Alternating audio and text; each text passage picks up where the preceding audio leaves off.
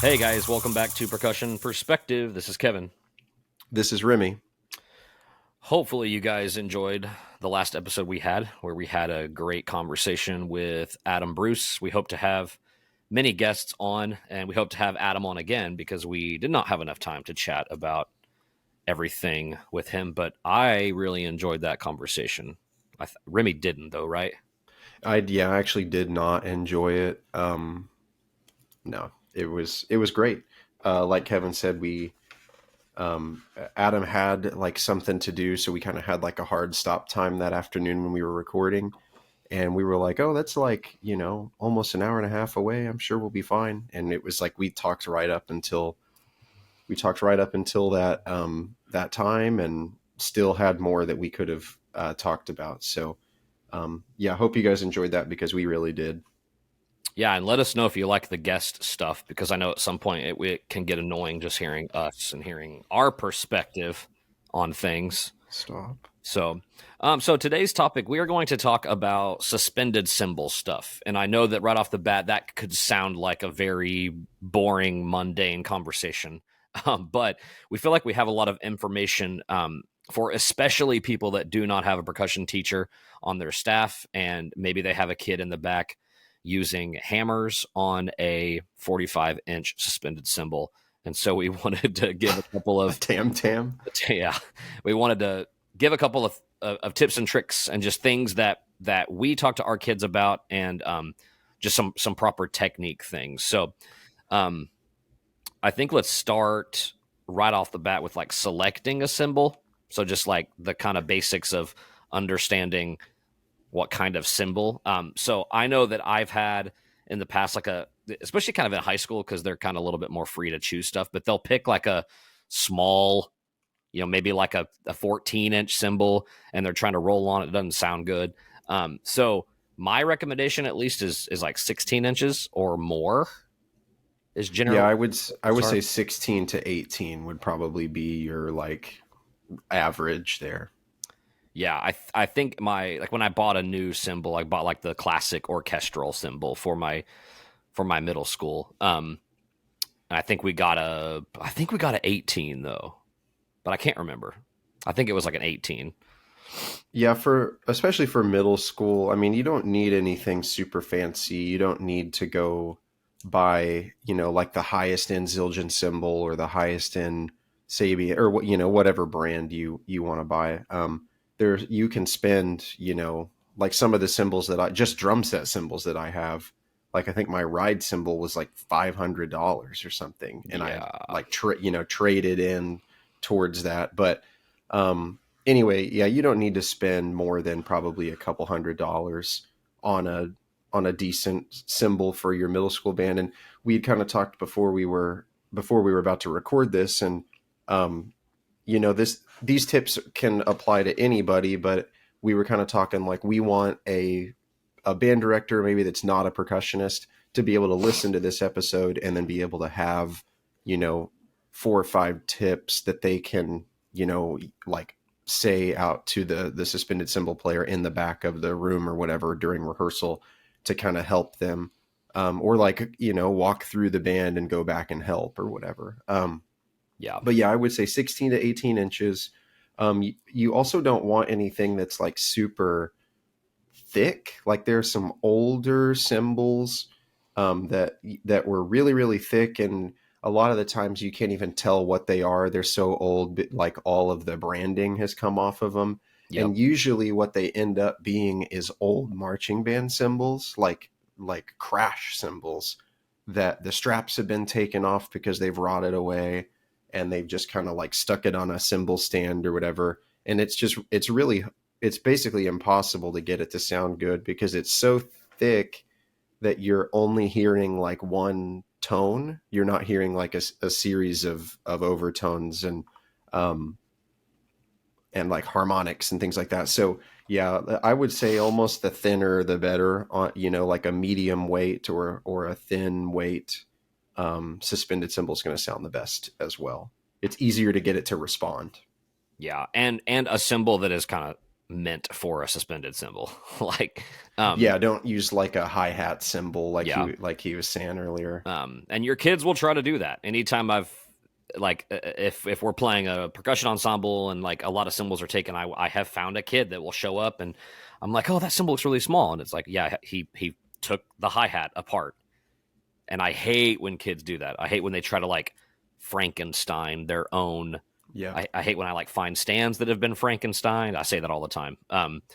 So and like Remy said, you don't need to have a fancy one for your middle school, but if you can at some point, like if you fundraise or you get a grant or something, it would be good for your kids to have a decent one, just so they can kind of have a little more ownership and respect of it. But I also know that for the first couple of years at my job, it was like, let's get kind of the cheap stuff, or let's move stuff down as we get new stuff to the high school. But yeah, we still in marching band, I mean, I still use like some of those really old cymbals in the front ensemble that like used to say field or something or whatever Yeah. on them, the Yeah. really old ones. So you got anything else on selection? No, I don't. I think just knowing that like size and thickness are like kind of the two contributing factors to a cymbal. Knowing the diameter, right? Cymbals are measured in diameter in inches, so not any like not anything too small, but not anything too big. You don't want like a 22-inch suspended cymbal. That's probably going to be too much to manage.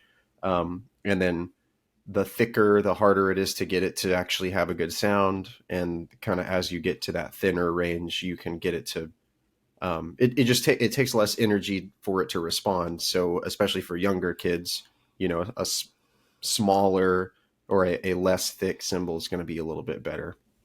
Yeah. Well, let's talk about some like teaching techniques or some things that we know that maybe how we start off the process in beginning percussion with teaching a suspended cymbal roll.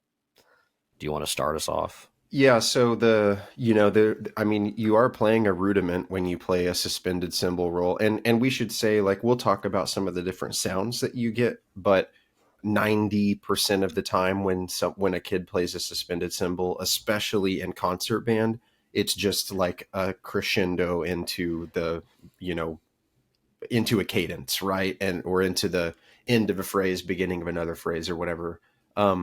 So yeah, 90% of the time it's just rolling on a suspended cymbal, but that is a rudiment. That's a single stroke roll. That's like rudiment number one right there.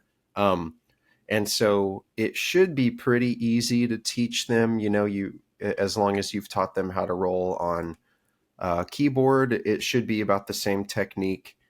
So it's just a single stroke roll. You're not trying to get a buzz or anything, but you do want to be careful. It's like every time you touch the cymbal, you're technically muting it at the same time, or you're kind of stopping it from vibrating as much.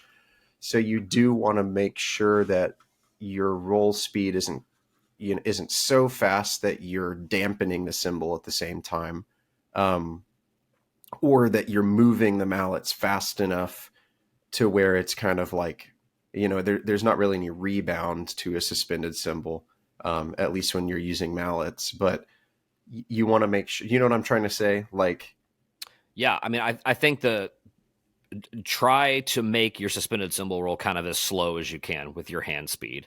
yeah, Essentially. So your hand speed will change based on the tempo of the piece and how long you kind of have to crescendo. But you said it exactly, and your dynamic. right, and you said it exactly right. It's like the kid should understand that they are taking a single stroke roll and applying it. So if the tempo is like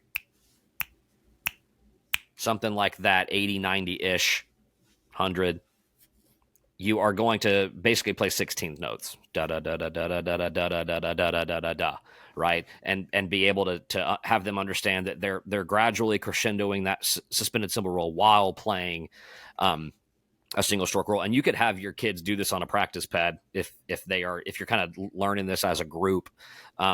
Just have them start really low, essentially at nothing, which we'll kind of get to, and then slowly get louder and louder and crescendo, and ending with a downbeat. And if the tempo is a little bit quicker, let's say, you probably wouldn't want to go but you could take it to triplets, right? Yeah. And just da da da da da da da da da da da da da. And if it's even faster, you can go to eighth notes. I think just especially for like sixth grade, seventh grade, maybe into eighth grade. Hopefully by eighth grade they've got it down. But sixth and seventh, or middle school, whatever age, whatever group you're teaching, if they can understand that there's just a skeleton underneath that roll, then I think Right. it will make it easier. I always have the kid who like, well, they don't understand where the roll should end, and Yeah. generally in middle school music, it's like it is ending with a crash. It's like someone else is pitting a crash, so they're kind of equal Yeah. in their roles there. So yeah, just teach them with a skeleton, and I think it essentially will the tempo will be fine. Yeah, that's a really good thing is, it's just, hey, just play 16ths for a measure. Most of the time a suspended cymbal roll is 4 beats. It's just like the measure before an impact or something. So just having them understand like, you're playing a measure of 16th notes there with a release probably on beat 1. No, releases are sometimes written, sometimes they're not, but I think just going ahead and going all the way to beat 1 is fine. Yeah, it's Um, probably the last thing that the composer is going to think about, right, like yeah. making that clear. But I mean, I would say 90% of the time that's what you're wanting is like, that lead up to an impact. And then often there is like a crash that another player is playing, like Kevin said. I would say one advanced tip here though is, give them a skeleton, give them a rhythm underneath to play. But then I think suspended cymbal is a little bit more effective if it stays softer longer, so that you're not, you don't want to, you don't want, you really don't want an even crescendo. You sort of want it to like really even. Well, that I just said you don't want even, and then I said even. You want it to evenly crescendo, but not get past like mezzo piano, mezzo forte, and then sort of mushroom out. Yeah, at least in my opinion, that's what sounds best. Um, to sort of explode out at the very end. And so if you can speed up your hands right there on like the last beat, like, if you're at this speed or whatever, one t ta two t ta three t ta zika da, if you do a sextuplet there between 4 and 1, like that's going to give you a little bit more of a flourish there at the end.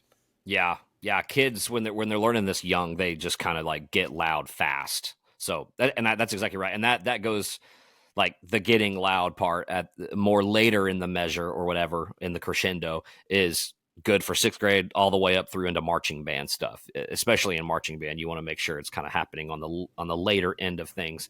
But also, every suspended cymbal roll can be different too. Something Yeah. in middle school can be um, like they at some point they should understand that like a piano to a forte roll is different than like a piano to a mezzo forte roll or something. And you may not get to the big difference between that, but you said something too I wanted to confirm your accuracy on. But starting Let's at do it. basically nothing, like starting if you've got a suspended cymbal roll, it kind of doesn't really matter unless it's a very specific note in a piece or something where they do want that suspended cymbal to start loud, which I can't really right now think of any time that that's ever happened where it's like your roll says like forte to double forte. It's like you're not gonna go, okay, here I go, and automatically hit with like a full extension note on your first thing, right? Yeah, It's like because then it's going to sound like that's it's a the crash. Yeah, impact. it's like Yeah. a crash. Yeah. So So, yeah, starting at nothing is good. And I often tell students, like, especially if it's more than a measure long, or if maybe the tempo is really slow, like, I don't even want to hear your suspended cymbal until like beat 3. Like, yeah, I don't want to hear that crescendo. You need to be so low and like, just whatever your hand speed is. But yeah, it just needs to be so low for a beat or two that it kind of sneaks in, and then all of a sudden comes out of the texture. yeah, Because yeah, you're right. If all of a sudden it's just shh at that volume, it kind of loses its effect. yeah. Um, What you writing over there? I was marking off Oh, things that we okay. have talked about, so I don't bring up Keeping us 10 minutes later. I'm checklist. not like, hey, let's remember we start at nothing. And one quick tip, and we didn't even talk about this before, but playing on the outside of the cymbal is generally the best place. But I Yeah. actually think when I was in high school, my faintest memory of playing a suspended cymbal was um, I actually played like on the edge, but like my mallets were like together. They were close. I don't think anyone ever was like, hey, you need to actually play out on the edge because it's going to kind of help vibrate the whole cymbal. Um, so that was weird. I remember doing it that way. Yeah, like you were like both of your hands were at like 6 o'clock or whatever. Yeah, it was like 6:35 and 6:25. Yeah, okay, yeah. Like Okay. they were like splitting 6 o'clock. Yeah, Gotcha. Okay. Yeah, it's definitely out on the edge, like as you know, as close as you can get to the edge without actually playing on that, without missing the symbol. And then like at 3 o'clock and 9 o'clock, like just opposite sides, and if you're at like 4 and 8, like that's fine. But you want to, like Kevin said, you kind of want to be on opposite sides of the symbol so that one side isn't getting like favored as far as like being activated. You want to evenly vibrate the symbol from both sides, and that's going to give you a smoother crescendo too. yep. Um, and just the last thing on that is making sure your kids are playing with even strokes. So you don't want a lot of times you'll have a kid playing with their right hand, and by the end of the suspended cymbal roll, you kind of hear like a duh duh duh duh instead of having just like an even crescendo. I hope that sound didn't come across as weird. Um, let's talk about what to use to roll or to play on a suspended cymbal. I think that most of the time in middle school, like in sixth grade, if your kids don't have like marimba mallets yet, like if you depending on what you have them get, just have a pair of mallets for your kids to roll on. Um, Vic Firth makes like a suspended cymbal specific mallet. It's the The Becken. BCS1, yeah, the Becken suspended cymbal mallet. I like them because they have like a really good weight to them. Um, I bought probably 4 or 5 pairs of those 4 or 5 years ago, and they're like all dead. They're like all gone, which I don't understand that because that means Yeah, it that doesn't make any sense. kids have been like chewing on them or using them to play timpani, or I mean, hopefully not, um, but yeah, and But those, but marimba mallets is what you should be using, like yes, soft to medium marimba mallets. and heavy is Yeah. useful. I think back in the day, like in a lot of those Jared Spears percussion ensembles, a lot of that music used to say like suspended cymbal with timpani mallet. Have you ever Oh noticed yeah. that? Yeah. Which is There's a like, lot of drum set players that have like a pair of timpani mallets in their yes, stick bag, and they like use them for suspend, and that just makes me cringe. it kind But of works, but as a it's like almost like I don't like the way it feels, the way that yeah. because it should have a little bit more weight to it instead of it being so light. And I think the weight of a good suspended cymbal or the weight of a good marimba mallet kind of helps the feeling of just playing it, and it probably produces a better swell, I would guess. Yeah, the more weight you have, the more it's going to activate the symbol, the faster it's going to activate the symbol, and you don't have to do as much work. So um, yeah, 100%. Don't have to buy special suspended cymbal mallets. If you want to, you can. But the Vic Firth M113s, the Robert Van Cise, those are like the medium hard or mediums or medium hard. Those are fine. The 112s are fine. Um, Actually, in college, what we would go for a lot is like the Nancy Zeltzman series, those encore mallets that we all had. The fours, the khaki brown colored ones. Those were really great suspended cymbal mallets because they were heavy enough, um, and they were a medium weight. So yeah. Anyway, the only There's other probably a thing. lot of people telling us right now, like, how dare you use like our fancy, Oh yeah, expensive marimba probably. mallets Yeah, the on a people cymbal, at but it's like, Encore just had y- a stroke. yeah, Well, anyways, the only other thing that you would use on a timpani, on a suspended cymbal, um, would be like sometimes suspended cymbal calls for like a drumstick or a triangle beater or something where it's more of a timekeeping thing rather than like a crash or a crescendo, which, like we said, 90% of suspended cymbal stuff is just going to be crescendos. But every once in a while in a concert band piece, you'll get like some quarter notes or like a one, two, te four, one, te two, three, te four. You get like a little pattern like that, and like a ride pattern in the back, what we'll call a ride pattern. And that, like, just a drumstick is fine for that usually. Triangle beater usually isn't really that great of a sound, unless it's like a scrape or something, which that's a sound that you can get. But yeah, those different implements, like, is really just going to be some softer, heavier marimba mallets or a drumstick. You want to talk about like sounds that we get on a suspended cymbal? We kind of already got into that a little bit. Yeah, and I was going to say that there are, if you go all the way back to our choosing the right stick episode, we talked about how all of those different, the barrel, or sorry, the tip types of a stick can make a drastic sound difference on a suspended cymbal. So anytime I have a concert band suspended cymbal part that wants you to play some kind of rhythmic pattern with a snare drum stick, generally I go for like a drum set stick if you can, something that has like a smaller tip. It's a little more articulate and it's not so dull sounding. Like if you used an SD1 General or just one of those thicker beaded concert sticks, it's not gonna like cut through the ensemble as much, because the composer's goal is probably, they're thinking like a ride cymbal on a drum set, so they kind of want it to be articulate and dingy, if that makes sense. And so yeah, the tips matter. I'm not a fan. We've already talked about this, but don't use a nylon tip stick for something Yeah, like this. Thought you might say something. Who knows if it would make like that massive of a difference to the listener.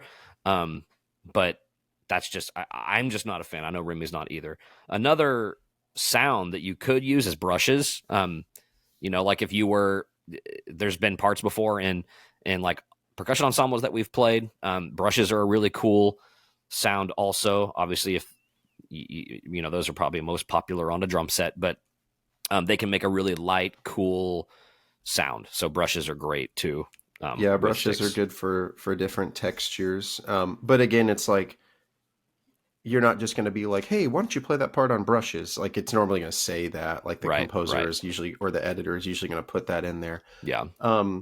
Yeah. So as far as like different sounds, like I can think of like three main sounds on a suspended cymbal. Let's and it's like your swells, right? Your crescendos, what I call like a smash. Okay. Which would just be like like a crash, but on a suspended cymbal.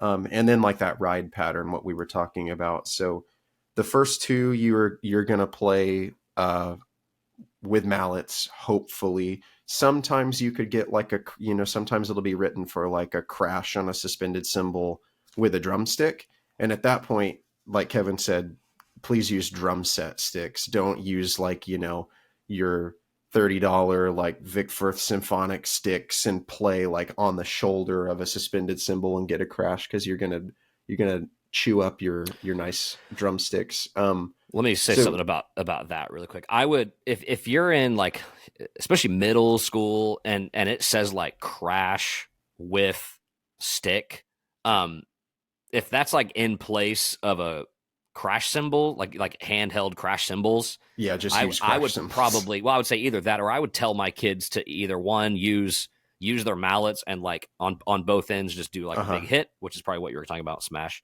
I would probably do that before I told him to hit it with a stick. Like either that or go get like an actual crash cymbal and do that. Have two cymbals there, because that would sound very in your face, I think. Yeah.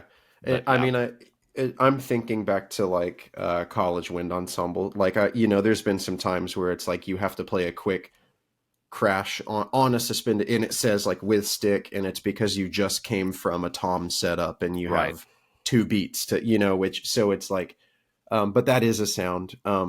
But that smash usually is going to be like with those suspended cymbal mallets at 3 o'clock and 9 o'clock at the same time, so you're just getting a really fast response.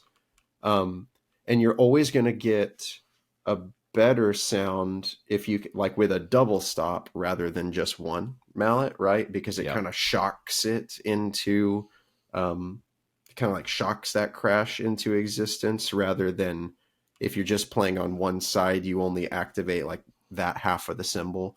Um, Yeah, it's just louder. so yeah, just louder. And then like we said, with time, using those drumsticks, you can sometimes get like a dome sound, like, or a bell. And that's just like that raised area in the center of the cymbal. And that's usually going to sound better with like the shoulder of the stick. So you're going to use the tip or the bead on the body of the cymbal, about halfway between the middle and the edge. That's where your ride cymbal patterns are going to live. And then if it wants a dome, you're almost going to have to like turn your grip a little bit so that you can get the shoulder of the stick or the side of the stick, and that's going to give you a little bit better sound on the dome. Yeah. Yep. I had that written down. You jumped to it. So good for you. Beacha. Yeah. Yeah. And I know that some of this is like, why are these two weirdos just talking about different sounds on a suspended cymbal? But I think it's good. It's good for the kid to also look at their music and just analyze what it says and what they're supposed to do. Which leads into kind of the last thing that I had about suspended cymbal would be like all of the techniques around choking and dampening and stuff like that. So most of the time, a suspended cymbal roll is just going to end with them crescendoing out of it, and then just letting the cymbal kind of resonate and not choking it. Most of the time, it's written out like that with an actual tie or a. Does it have another word? Am I thinking of the right word? Yeah, like LV sometimes at the Yeah, end, like let vibrate. yeah. So yeah, because I have kids all the time say, should I let that vibrate or should I choke it? Which is a good thing that those kids are thinking about that. But you can almost all the time just go with whatever the band is doing. So like obviously if it's at the end of a piece and you're crescendoing into the end of a piece, then you're going to choke it, especially if the band is finishing a piece and the sound is gone. So just listen to the music most of the time or read the score, look at your part, whatever it says, but make sure the kid understands what their role is in that case of if they should actually let it, what I say, what their role is. Oh, nice. That was good. They should understand that and know whether they should kind of choke that roll or let it vibrate. And then when it does come to choking, just make sure that you basically just grab the cymbal with both hands right where you are rolling. I like to. So again, you're on that 3 o'clock and 9 o'clock, you're rolling. If you're supposed to choke, just boom, bring those hands in and choke it. Yeah. Yeah, you kind of like, it's almost like similar to muffling timpani, which I don't know if we've really talked about on the podcast a whole lot yet, but I think we're scared. Probably, yeah. Where, you're just kind of like kicking those mallets out into the side or into the back fingers, and then enough to where you can get like a little bit of your palm and maybe your fulcrums loose or free so that you can just stop the cymbal. Another one is like a forearm choke, which is more of a marching band move, front ensemble move, but you're rolling into it, and most of the time you're like leaning over a marimba to get to those cymbals. But you can just still hold on to your mallets and just bring your forearms in on each side of the cymbal and just push down, and that'll stop it as well. But yeah, that's all really good stuff.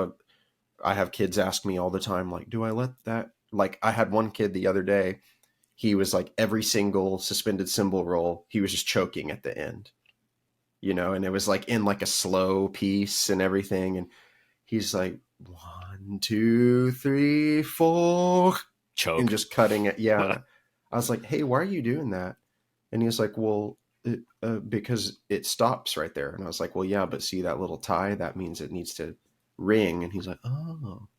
So yeah, anyway. I need to do a better job of teaching my kids that idea of if it says let it ring, if it has that little tie or it says LV, they should understand that. But also it can always, I hate when I teach a kid something and then like a couple of weeks later, I'm like, well, we're not going to do it like that actually, because the band is doing this and we're changing what we're doing. And then they're like, oh, good. So I don't have to actually follow this music or something. But right.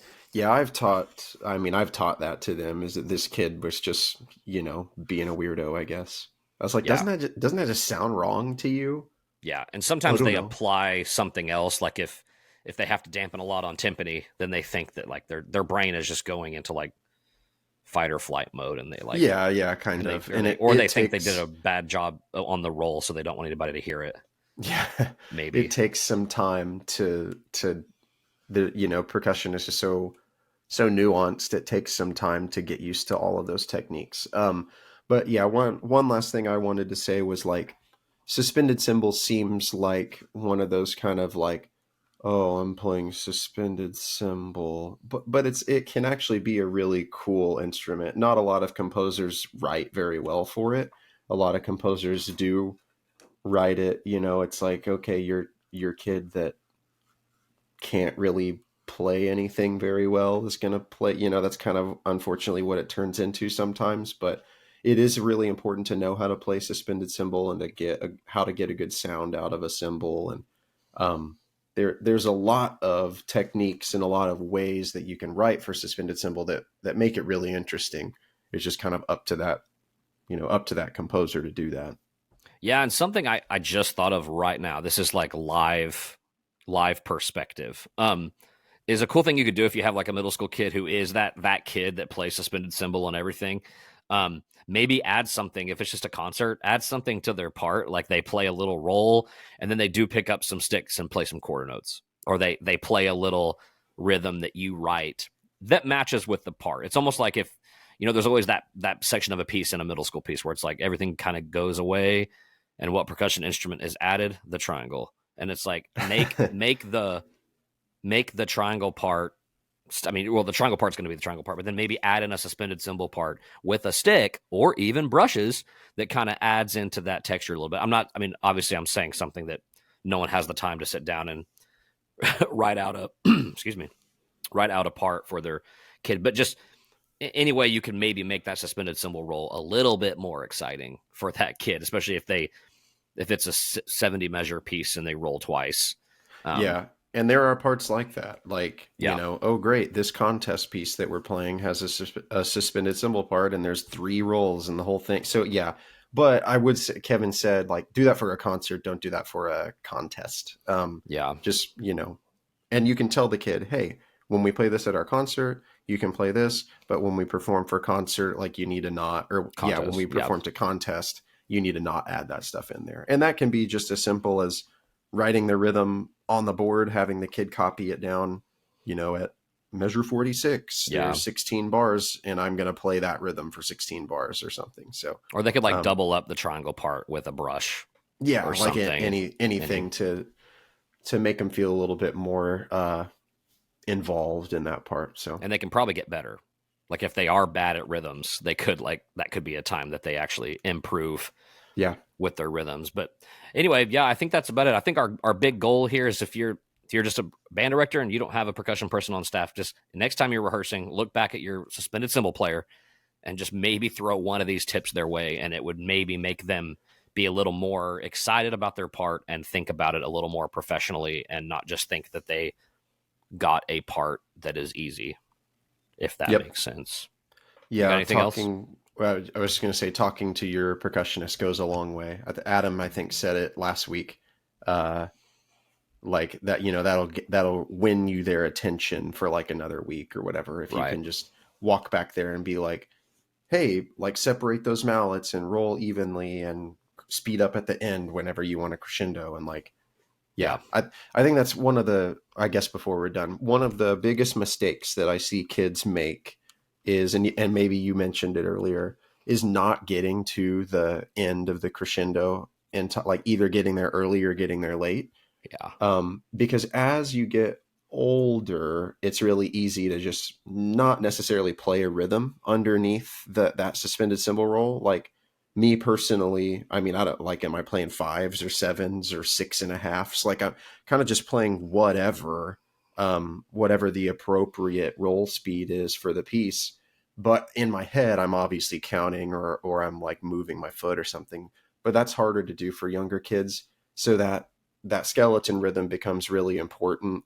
And then as they do get older and you let them get away from those skeleton rhythms underneath, you just got to make sure that they're really, really timing, because they might not actually be playing like a common rhythm underneath there. Yeah. I'm never asking if you have anything else again. Okay. Just kidding. Cool. Okay. You got anything else? Yeah. No. Cool. Okay. Well, hopefully you guys enjoyed this. Learned something about the sus symbol. Yeah. And another thing, I mean, I'm just kidding. All right. All right. Thank you guys for listening. We will see you on the next one. Send us one of them their emails.